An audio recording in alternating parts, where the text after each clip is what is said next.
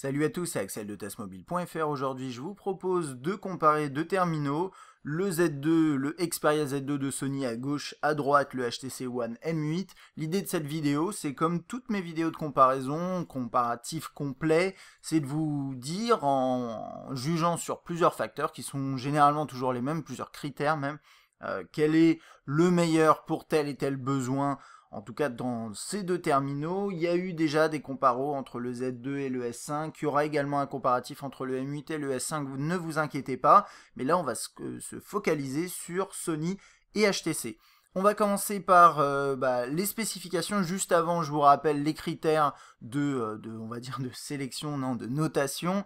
Donc, le premier élément, c'est les spécifications sur le papier, lequel ressort du lot, s'il y en a un qui ressort, le design à proprement parler, l'ergonomie, à part du design, l'écran, tout ce qui est réception, alors là ça va dépendre, c'est réception, je vais aussi mettre dans l'équation tout ce qui est haut-parleur, puisque là c'est quand même intéressant entre ces deux appareils. On a également tout ce qui est interface, esthétisme, côté pratique, et fonctionnalité, à part de l'interface à proprement parler, performance, autonomie et également qualité photo et qualité vidéo. On va commencer par les spécifications. Il faut savoir que ces deux terminaux qui sont sortis très récemment, donc celui-ci en avril 2014, celui-ci en mars 2014. Au niveau du prix, c'est à peu près la même chose. En ce moment, ça va dépendre des sites où vous allez, mais concrètement, celui-là, il est à 660 €, celui-là à 650 €. Concrètement, c'est à peu près la même chose au niveau du tarif, et c'est là où ça devient intéressant, c'est qu'on a deux appareils qui sortent en même temps, plus ou moins, au même tarif, même type de cible. Du coup, on a un comparatif qui est assez compétitif. Il y a un challenge dans l'histoire. Donc, côté spec, on a deux terminaux qui tournent sur Android 4.4.2, avec chacun leur surcouche respective. On a du 4G LTE dans les deux cas, catégorie 4. Un écran 5.2 pouces ici, Full HD, ça fait du 424 ppi. Ici, on est en 5 pouces, 1080 par 1920. Côté technologie, à gauche, on a du IPS LCD avec Triluminos et X-Reality. À droite, on est en Super LCD 3. Côté techno, à proprement parler, pas grand chose à dire. On verra ensuite quand on manipulera les écrans. Je vous dirai ce que j'en pense. Celui-ci est protégé contre les rayures et le bris de verre. Celui-ci est équipé de Gorilla Glass 3, les propriétés sont les mêmes dans les deux cas. J'ai pas eu l'occasion réellement de les tester en mauvaises conditions de cette façon-là pour pouvoir rayer l'écran ou les casser. Mais bon, a priori, de toute façon, tous les deux sont protégés. Juste par rapport à ça, celui-ci est certifié IP58. Ça fait qu'il est protégé contre la poussière et contre l'eau. Il peut aller sous l'eau. Celui-ci, pas du tout. Donc ça, c'est un point intéressant. Si de base, vous avez des besoins par rapport à ça, oubliez le M8 de fait. Après, vous pouvez toujours rajouter le S5 dans l'équation et comparer ensuite le Z2 avec le S5. Je vous invite à regarder la vidéo de comparaison entre ces deux terminaux. Ensuite, côté mémoire, on a 16 Go. Celui-ci est également proposé en version 32, à un tarif bien sûr plus élevé et qui n'est pas toujours facile à trouver en France. Donc on va se concentrer sur la 16. On part du principe qu'on a la même quantité de mémoire. Et après, vous pouvez rajouter une micro SD dans les deux cas jusqu'à 128 Go. Donc c'est plutôt sympa. Ici, on a 3 Go de RAM. Là, on n'en a que, entre guillemets, 2. Côté photo, à l'arrière ici, on est sur une optique 20,7 mégapixels, à l'avant 2,2. Là, on reste sur un système de ultra pixels avec une petite nouveauté. Là, c'est du 4 mégapixels et là, on a une deuxième caméra, donc caméra duo qui permet de faire différentes choses. On va en parler, mais je vous invite aussi à regarder le test si vous voulez aller plus loin. Autre élément en termes de caméra frontale, là on est en 5 mégapixels, ce qui peut être intéressant si vous aimez bien prendre des photos de vous. Et côté chipset, on est sur du Qualcomm dans les deux cas, Snapdragon 801, quad-core 2,3 sur les deux terminaux. Donc voilà, exactement le même chipset, ça c'est plutôt pas mal. Et au niveau de la batterie, on a 3200 mAh ici, 2600 là. Donc a priori, je veux pas spoiler le reste, mais en toute logique, après, à part s'il y a des optimisations logicielles spécifiques, mais une batterie plus conséquente ici, la même quantité de pixels à gérer, il y a juste 1 Go de RAM en plus, bon, soit, et le même chipset, la même puissance, à part s'il y a eu vraiment des changements logiciels impressionnant du côté du M8, normalement le Z2 a une meilleure autonomie et ça on le verra un peu plus tard. Donc côté spec, Bah écoutez, c'est à peu près la même chose. Moi, je mettrais quand même un petit avantage au Z2 pour la batterie plus conséquente, pour plus de mégapixels au niveau de l'optique. Ça peut être intéressant pour certains usages, et même d'une manière générale, et on va repasser dans la photo après. Et puis on a un écran un peu plus grand, 5,2 pouces. Donc voilà, ça c'est... Si je devais donner un point au niveau des specs, ce serait plutôt au Z2. Parlons maintenant du design, et ça devient très intéressant puisqu'on a deux appareils où finalement les constructeurs ont décidé de partir sur des matériaux premium, de bien soigner leur design, et c'est toujours un plaisir. Donc à droite, qu'est-ce qu'on a? On a ce côté aluminium, qui est toujours une réussite. Un petit peu, personnellement, j'accroche un peu moins que sur le précédent One, mais ça reste quelque chose de vraiment excellent. Donc alu brossé à l'arrière, il est proposé en différentes couleurs. Vous l'avez avec, donc il y a une courbe ici sur le côté, donc vert et aluminium. À l'avant, les deux haut-parleurs frontaux. Et c'est à peu près tout. Donc c'est plastique, verre, aluminium. Ici, on est beaucoup de verre puisqu'on a les deux plaques à l'avant et à l'arrière. On a des contours en aluminium. C'est vraiment une approche différente, beaucoup plus carrée. Sur le M8, c'est beaucoup plus arrondi, tout en rondeur. Donc là-dessus, on a concrètement deux terminaux qui sont excellents sur le design, qui sont plutôt esthétiques, voilà, agréables à regarder. Maintenant, ça va être une question de goût. Clairement, est-ce que vous préférez l'aspect carré, comme ça, sur ce Z2, ou bien le côté alu brossé bien marqué et arrondi sur ce M8? Ça va être à vous là de juger. Moi, j'ai pas de préférence particulière et je vais parler plutôt d'ergonomie du coup là où c'est plus vraiment une question de goût. Là, par contre, c'est un peu plus rationnel sur l'ergonomie. Alors là-dessus, bon, on a un écran qui est plus grand sur le Z2, donc ça induit une surcharge pondérale, on va dire. Alors c'est pas forcément vrai, enfin si, quand même un petit peu, mais celui-ci pèse 162 grammes, celui-ci 160, hein, la différence c'est pas énorme. Côté finesse, lui à 8,2 et celui-ci est à 9,4. Alors vous allez me dire, peut-être que voilà cette épaisseur supplémentaire ici fait qu'il est moins agréable à prendre en main. Honnêtement, sur l'ergonomie, je pense que le M8 est un poil au-dessus pour différentes raisons. Pour commencer, déjà, l'aspect carré sur celui-ci, c'est pas toujours très agréable en main. Ces angles, ils sont un peu plus agressifs. Alors là, je mets des guillemets agressifs parce que c'est pas gênant, mais c'est un peu plus agressif en main que ce qu'on a ici, où c'est complètement arrondi, ça épouse la forme de la main, c'est fait exprès, et c'est vraiment agréable à manipuler. On a la touche on-off qui est tout en haut, qui est assez dure à aller chercher, alors qu'ici on a une touche sur le côté, donc ça c'est mieux sur le Z2, mais on a le système, vous savez, de double tap comme ça sur l'écran qu'on n'a pas du tout par contre sur le Z2. Sony est pas encore, et je sais pas s'ils vont y aller, mais sur le segment, on va dire, des petits gadgets d'utilisation quotidien qu'on peut trouver sur un G2, sur un S5, sur maintenant un M8. Et c'est vrai que ça c'est quand même très pratique, je trouve, côté ergonomie. Donc voilà, moi j'ai un peu tendance à penser que celui-ci se manipule un peu mieux. Il y a autre chose aussi, qui est pas négligeable, c'est que la largeur du Z2 est supérieure à celle du M8. C'est compliqué de le voir là parce que c'est quasiment deux couleurs similaires, mais vous voyez un petit peu le... Oups. Vous voyez un petit peu le Z2 ressortir sur le côté gauche, il y a quelques millimètres, c'est pas grand chose, mais c'est surtout la largeur qui joue dans l'ergonomie. C'est vrai que moi, quand je prends en main le M8, je me sens un peu plus en confiance que quand j'ai le Z2 en main. Donc ce point ergonomie, je le donnerai au M8 de HTC. Passons maintenant aux écrans. Sur le M8 comme sur le Z2, on a du Full HD avec des écrans de 5 pouces et 5,2 pouces. Au final, on a des densités de pixels élevées.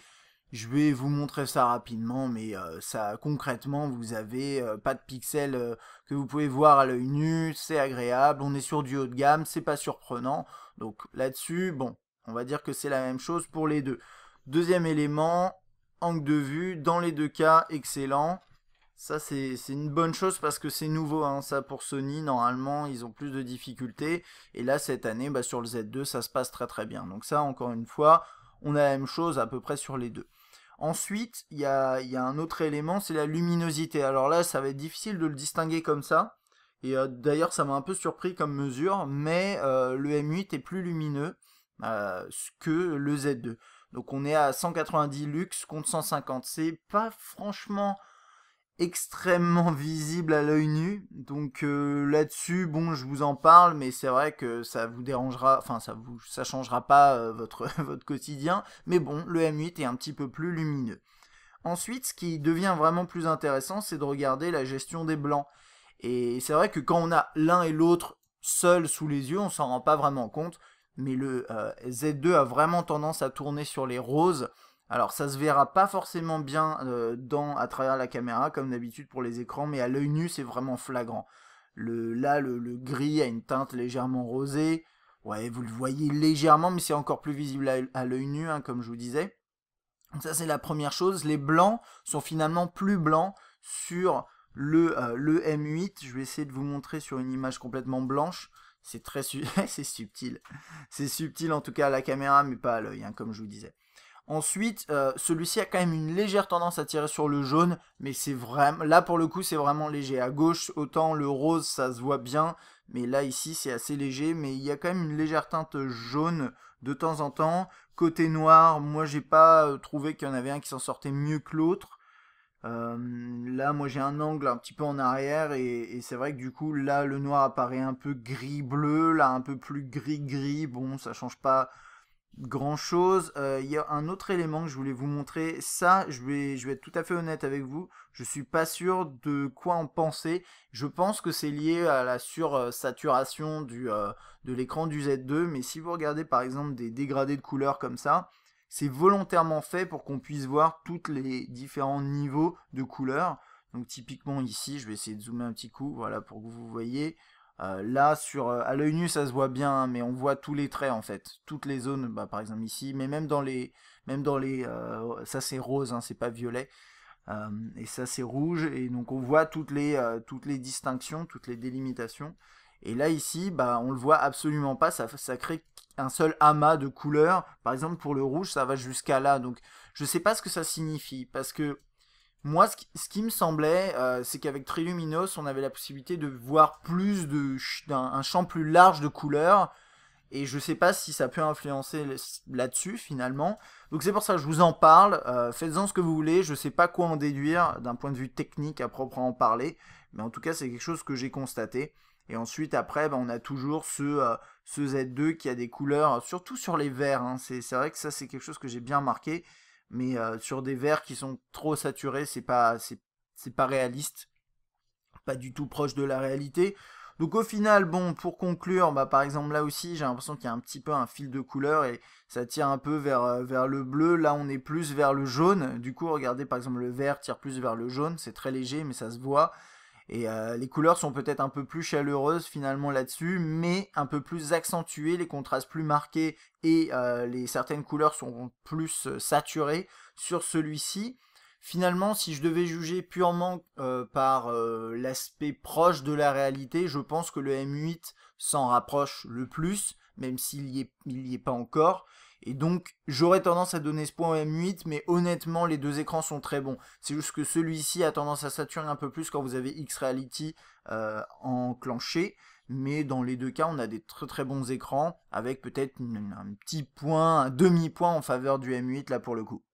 Très rapidement, là j'ai pas vraiment de mesures à vous montrer, j'ai fait quelques tests de réception. En mobile, les deux s'en sortent bien, à peu près la même chose. En Wi-Fi, c'est pareil, c'est à peu près la même chose également. J'ai comme d'habitude testé avec un réseau Wi-Fi à une certaine distance, les deux terminaux à la même distance, et j'ai constaté qu'ils arrivaient à capter le réseau, enfin il y avait une perte de puissance qui était à peu près égale pour les deux appareils, donc voilà, ça c'est fait. Ensuite on va passer à tout ce qui est interface. Alors interface d'un point de vue esthétique et pratique.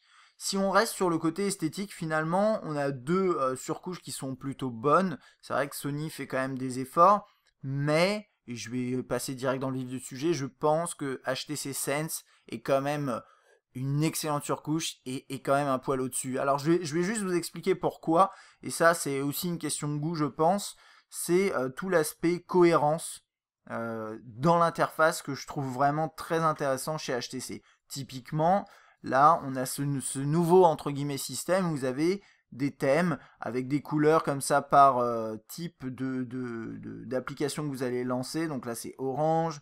Je sais pas, là, c'est quoi déjà ça va être rouge. Voilà, c'est ce genre de truc. Ici, je crois qu'on est... Non, il y a bleu normalement, mais là, c'est parce que j'ai un autre thème. Enfin, bref. Et vous avez du coup plusieurs thèmes avec une vraie utilité. Là, vous avez quelques thèmes, mais qui n'apportent finalement pas grand-chose. Et puis, à côté de ça, bah, il y a cet aspect-là, dont j'avais aussi parlé dans ma vidéo de comparaison avec le S5, mais j'aime moins le côté pas, pas forcément droit au but de certaines applications, par exemple l'application musicale, l'application film, alors que chez HTC c'est un petit peu plus c'est un peu plus droit au but, c'est un peu plus pratique je trouve. Alors attendez, j'essaye de trouver l'application, elle est là. Voilà, non. Avec les onglets sur les côtés, alors là j'ai pas de morceau, hein, c'est pas le terminal que j'ai utilisé pour mon test. Et tout cet aspect-là, très épuré, flat design, les onglets comme ça, moi je trouve que c'est beaucoup plus fonctionnel et esthétiquement plus réussi. Ce que j'aime bien aussi, c'est qu'on peut créer très facilement des ensembles de widgets qui sont assez cohérents entre eux, puisque HTC en propose quelques-uns. On en a également chez Sony, mais un petit peu moins. Et voilà, moi je trouve qu'esthétiquement, HTC Sense dans sa version 6, c'est un petit peu mieux. On va regarder un dernier écran, par exemple ici. Voilà, moi je trouve que c'est plus réussi. Et là, c'est un petit peu... on est habitué à ces dégradés de gris. C'est toujours un peu la même chose et ce serait bien de changer. Bon, là, le clavier est esthétique dans les deux cas, je trouve. Enfin, bon, voilà, ça, c'est honnêtement une question de goût. C'est vrai que je pense que Sense est un peu au-dessus par rapport à ça, à l'aspect pratique et esthétique. Mais c'est à vous de juger hein, sur cet aspect-là, en ayant vu tout ce que j'ai pu vous montrer à travers les tests. Passons maintenant aux fonctionnalités. Alors, on a tendance à penser que le M8 est plus équipé que le Z2 en termes de fonctions. Et ça, c'est honnêtement pas faux, dans la mesure où c'est vrai que le M8 est un peu moins blindé là-dessus que le S5, et celui-ci est assez limité. Et c'est vrai que quand on connaît ce que propose Sony, généralement on a des interfaces qui sont assez droites au but, et on n'a pas beaucoup de fonctions intégrées, et c'est à vous d'enrichir. Moyennant quoi, sur le Z2, on a quand même quelques nouveautés qui font que c'est assez intéressant. Je pense notamment à ça. Alors ça, c'est le double tap. Je vais être tout à fait honnête avec vous, je viens juste de le découvrir. C'est dans les paramètres ici. Et pour le test, je l'avais même pas vu. Donc je vais faire en sorte que dans le test écrit, ce soit mentionné.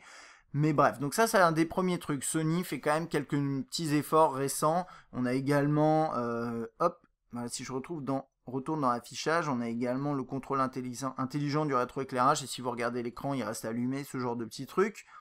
Après, c'est certain que en termes de fonctions intégrées, dans le terminal dès la sortie de la boîte, HTC est un poil au-dessus. Donc je pense par exemple à tout ce qui est là, au hasard, hein, je passe dans le menu, mais genre on a intégration Fitbit avec les nouveaux capteurs. On a le mode voiture, le mode enfant.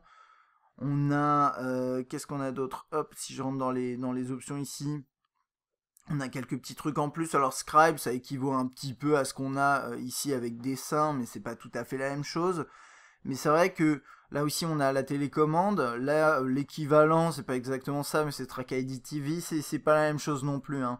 Mais voilà, si vous cherchez de toute façon le terminal qui a le plus de fonctions, même gadget, ça va être plutôt un S5 je pense.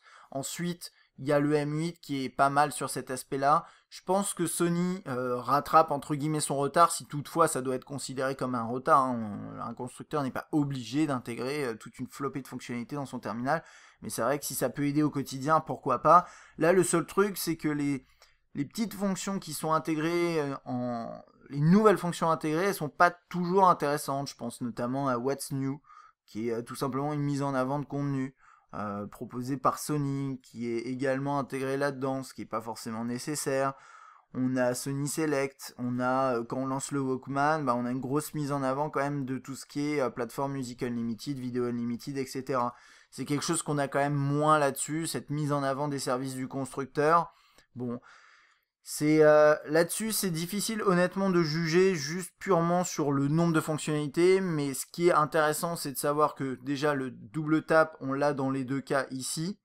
Donc côté, d'ailleurs pour l'aspect ergonomie, hein, moi j'ai donné le point au M8 et je garde ce point au M8, mais c'est vrai que du coup on a quand même le double tap sur le Z2 qui est assez pratique, mais je donne quand même le point au M8 pour la prise en main qui est quand même meilleure.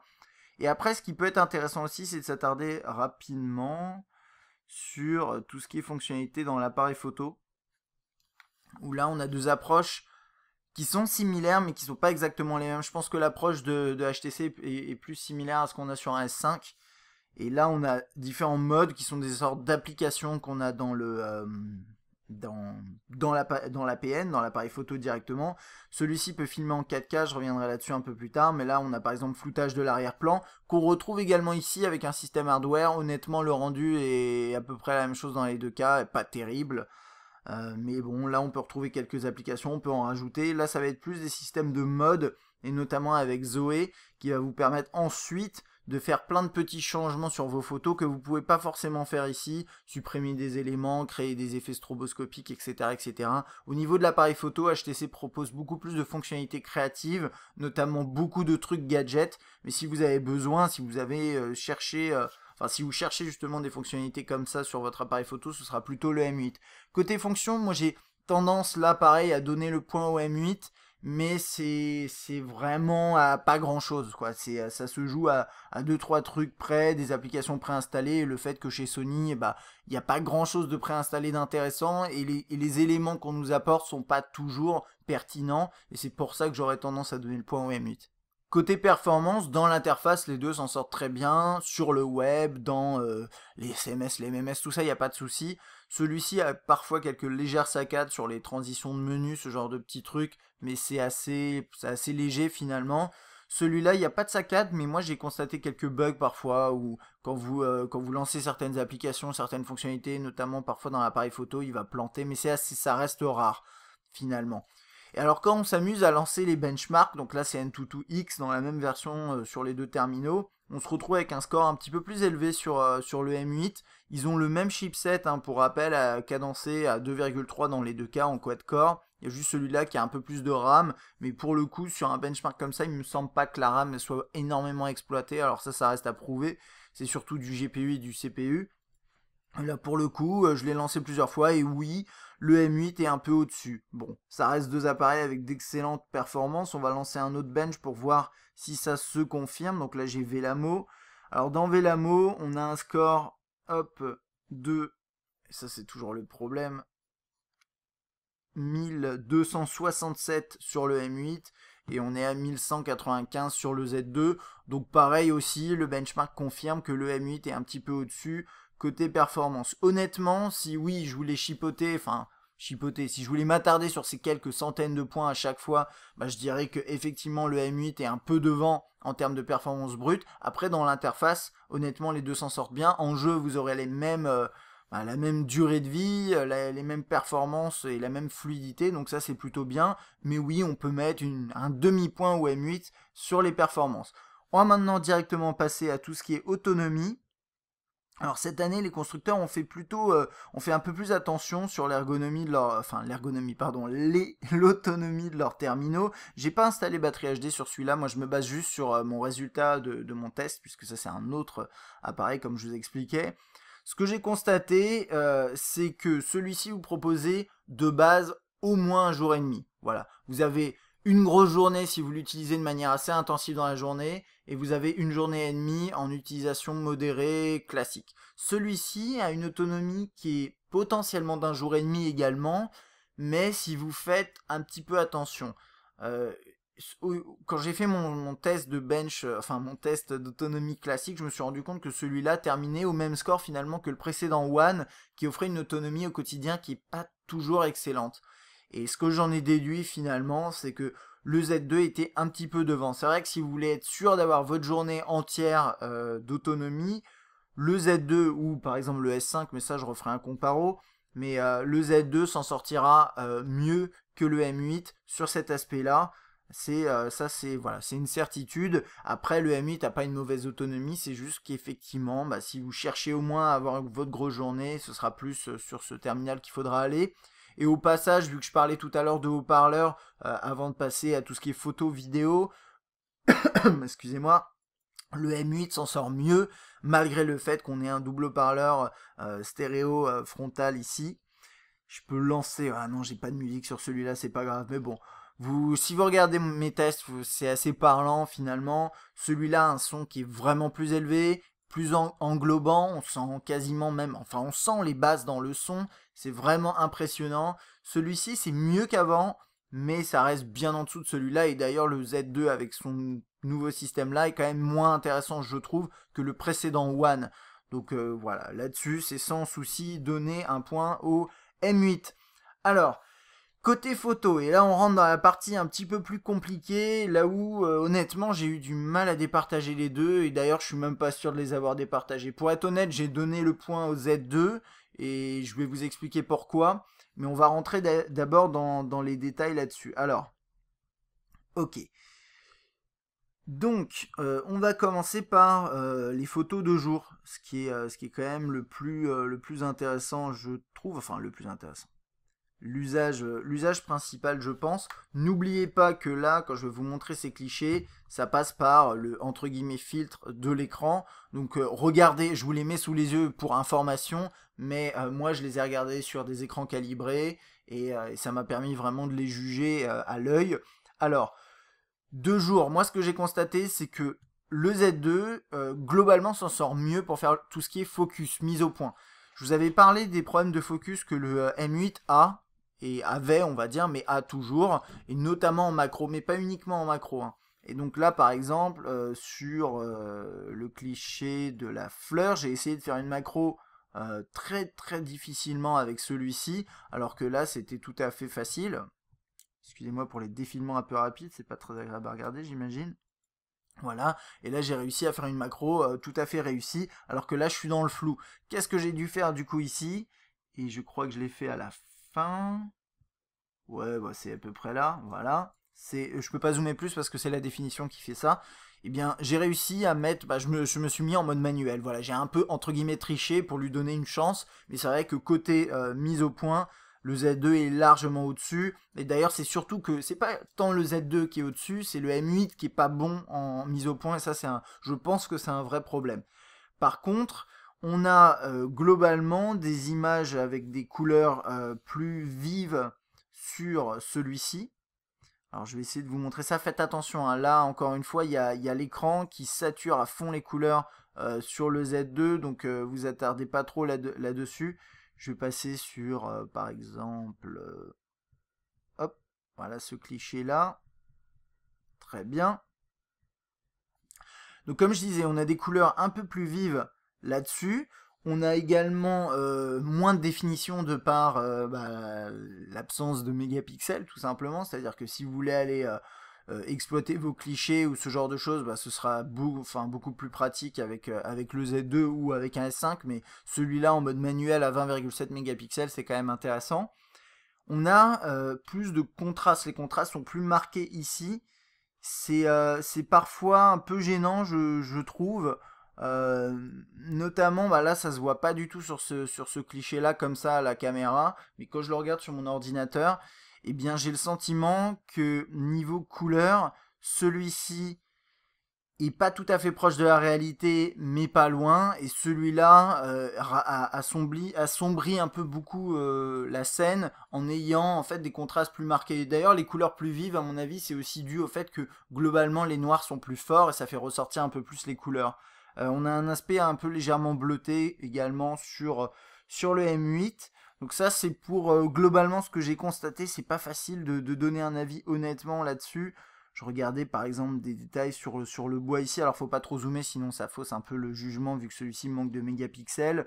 Mais je trouve que de temps en temps, voilà, il y a des zones qui sont un peu trop sombres. Mais là, le problème, c'est qu'il y a X-Reality qui joue son rôle, et qui le joue bien, et du coup qui amplifie certains détails. Alors que voilà, alors sur un ordinateur, c'est pas comme ça rend pas comme ça. Et c'est vrai qu'on a tendance à penser que celui-là assombrit un peu plus les clichés. En tout cas, niveau fiabilité des couleurs, il n'y en a aucun des deux qui s'en sort excellemment bien. C'est en fait la réalité, elle est un petit peu entre les deux finalement. Et je pense que là-dessus, pour faire un parallèle avec le S5 s'en sort peut-être un petit peu mieux. Mais bon, voilà. Et il y a autre chose à savoir. Donc de nuit, j'ai testé. Et là, c'est... hop, je vais revenir en arrière. Ils sont mes clichés là. Et là, je suis encore plus... je suis toujours autant partagé. Là, le premier, c'était avec le flash. Hein, c'est pas très intéressant. Et donc, ça donne ça. Que dire? On manque de définition, bien sûr, sur le M8. Mais malgré tout, j'ai l'impression dans les deux cas, je bougeais pas trop, enfin j'essayais de pas bouger, j'étais calé contre l'appui de fenêtre pour tout vous dire, et j'ai tendance à penser que malgré l'absence de définition, finalement on a quand même une image un tout petit peu plus nette sur le M8, et ça se voit peut-être, je vais essayer de zoomer, voilà, essayer de regarder par exemple voilà, les contours des bâtiments, des fenêtres, là comme ça tout est assez carré, et là c'est un tout petit peu plus flou, vous voyez, alors que les deux étaient relativement bien stabilisés, quoi. Donc voilà, vous voyez, c'est un petit peu plus flou. C'est léger, c'est pas quelque chose qu'on peut vraiment faire ressortir, mais c'est ce que je vois. Après, c'est au niveau des couleurs que ça change pas mal. Lui, il tire un peu plus vers le jaune là de nuit. Les deux ont tendance à éclaircir quand même un peu la scène. Et je trouve que les deux d'ailleurs s'en sortent pas si mal que ça. Quand on regarde la qualité de nuit qu'on avait il y a quelques années, clairement les constructeurs ont fait des efforts. Après, si l'idée c'est vraiment de les comparer, eh bien de nuit j'ai tendance à donner plutôt l'avantage au M8. Voilà. Même si je trouve qu'il n'est pas non plus excellent, mais c'est assez compliqué de juger là-dessus. Et il faudrait peut-être faire des tests un peu plus approfondis de nuit, mais c'est assez compliqué à faire. Dans tous les cas, voilà, moi je dirais que les deux s'en sortent pas trop mal, avec peut-être un avantage pour le M8. Et ensuite, la dernière chose, c'est côté vidéo, bah, lui il filme en Full HD, lui il filme en 4K. Ça peut vous intéresser éventuellement, et c'est vrai que le rendu en 4K est quand même très sympathique. Donc bon, sur l'aspect photo-vidéo, vous voyez, il y en a un peu dans tous les sens. Il n'y en a pas un qui ressort réellement du lot. J'ai donné un demi-point, on va dire, au Z2 parce que je trouve que c'est un ensemble de choses qui fait que il est un peu plus intéressant. La mise au point se fait mieux. Il y a le bouton dédié pour l'appareil photo, c'est quand même pratique. Il a la 4K. Voilà. Après, pour le reste, les fonctionnalités intégrées dans l'appareil photo, on retrouve à peu près les mêmes choses. On a un petit peu plus de fonctionnalités sur le M8, mais là, c'est vraiment les fonctions à proprement parler. S'il fallait parler juste de qualité d'image, les deux sont à peu près kiff-kiff, on va dire, avec peut-être un avantage pour le Z2.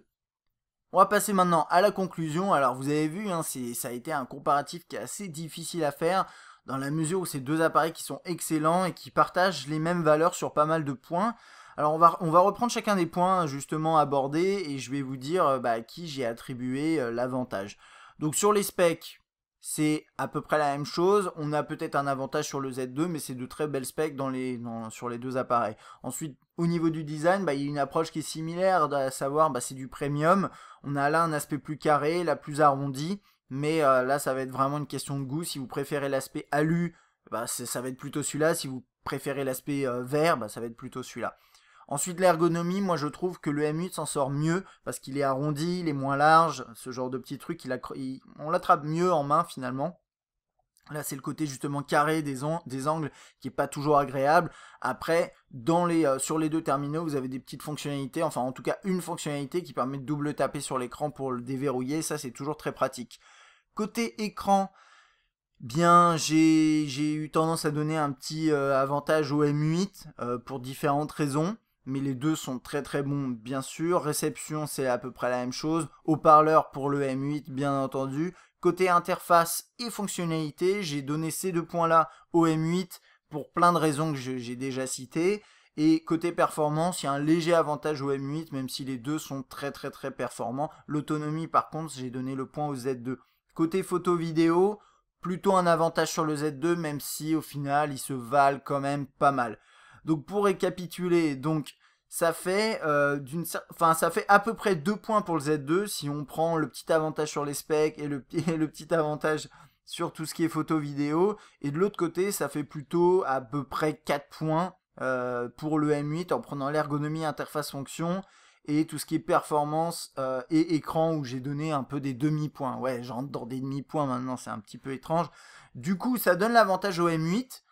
Mais ça veut pas dire que le Z2 est pas bon. Et dans tous les cas, là, ce qui était compliqué, c'était le simple fait qu'on a deux excellents smartphones sous les yeux. Maintenant, si vous préférez l'aspect aluminium, basculez plutôt sur un M8. Si vous préférez le côté vert, basculez sur celui-là. Si vous avez plutôt besoin d'un très bon haut-parleur, celui-ci sera pour vous. Si vous préférez par contre un aspect résistant, et ça peut être intéressant, je l'ai pas rappelé là, mais celui-là est waterproof, celui-là ne l'est pas. Et ça, à mon avis, ça définit de toute façon la base de votre choix, hein, de la décision. Ensuite après c'est plutôt dans l'interface et les fonctionnalités. Moi j'ai donné quand même un avantage à celui-là parce que je trouve que l'interface est plus réussie, les fonctionnalités sont un peu plus abouties, mais celui-ci intègre quand même des trucs sympas. Mais c'est vrai que si vous voulez une interface peut-être plus cohérente, des thèmes plus esthétiquement réussis à mon goût, ben, ce sera peut-être plus le M8. Côté perf, bon, il n'y a pas grand chose à dire, les deux sont bons. Autonomie, là par contre, si vous voulez un appareil qui tienne un tout petit peu plus au quotidien, ça va être plutôt le Z2. Et côté photo vidéo, pour moi, c'est à peu près la même chose. Il y a juste la 4K éventuellement, si vous avez un écran 4K à la maison et que vous voulez pouvoir faire des vidéos 4K, bah, prenez plutôt un Z2. Voilà, je pense vous avoir donné toutes les clés, toutes les cartes en main pour pouvoir juger entre ces deux appareils. Dans tous les cas, soyez rassurés. Peu importe si vous avez celui-là ou celui-là, vous aurez dans tous les cas un très très bon appareil entre les mains avec un prix qui va avec, 650-660 €, qui est quand même élevé. Voilà, j'espère que cette vidéo vous a plu. Si c'est le cas, n'hésitez pas à laisser un petit like, à vous abonner si vous n'êtes pas encore abonné. Et moi je vous dis à bientôt.